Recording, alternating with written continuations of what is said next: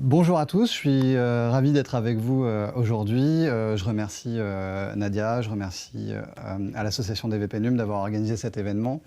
Alors je suis Jean-Marie Cognet, je suis le cofondateur et le PDG d'Ubicast. Alors Ubicast, on peut dire que c'est une EdTech de la première heure, puisque on a créé la société en 2007, on ne parlait pas encore d'EdTech à l'époque.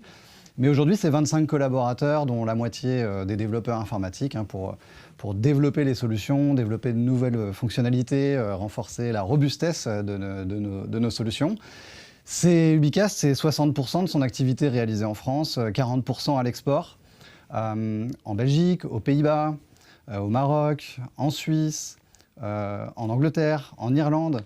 Et puis, c'est 80% de son activité avec l'enseignement supérieur et 20% avec le monde de l'entreprise. L'ambition qu'on s'est donnée chez Ubicast, c'est d'améliorer le succès des étudiants grâce à un média vidéo engageant, pérenne, collaboratif, interactif. Mais pas que. L'autre ambition, c'est de créer automatiquement, en tout cas, on essaye, de la donnée qui, une fois qu'elle sera en quantité suffisante et qu'il y aura des outils qui seront prêts pour cela, qui pourra être moissonnée et exploitée pour développer de nouveaux usages. De l'apprentissage personnalisé, l'identification de décrocheurs, de la suggestion de contenu par rapport à un objectif professionnel que ce serait donner un étudiant. Ce genre de nouveaux usages qui vont être permis. Et pour cela, il faut avoir une masse de données suffisante et on essaye que nos solutions puissent créer ces données-là pour qu'elles puissent être exploitées par la suite.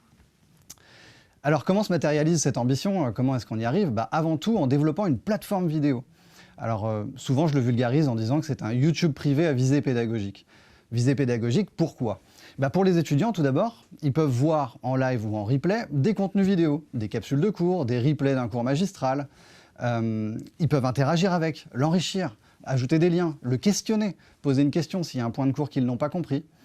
Donc vraiment, être actif vis-à-vis du contenu qu'ils sont en train de regarder. Pour les contributeurs ensuite, je pense aux enseignants.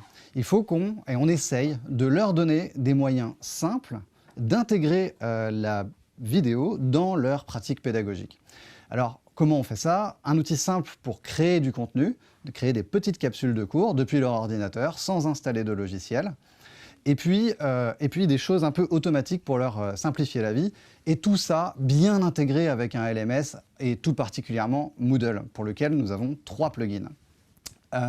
C'est crucial, il faut pouvoir simplifier la vie des enseignants pour qu'ils adoptent ces outils-là.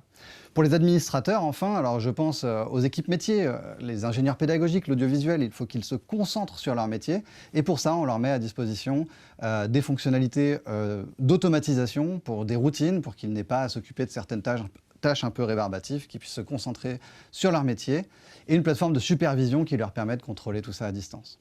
Donc voilà, je dirais que la vidéo, elle a beaucoup de sens pour le succès des étudiants, donc sur un aspect pédagogique. Elle sert aussi à faire rayonner l'établissement au-delà de ses murs, sur l'aspect communication externe.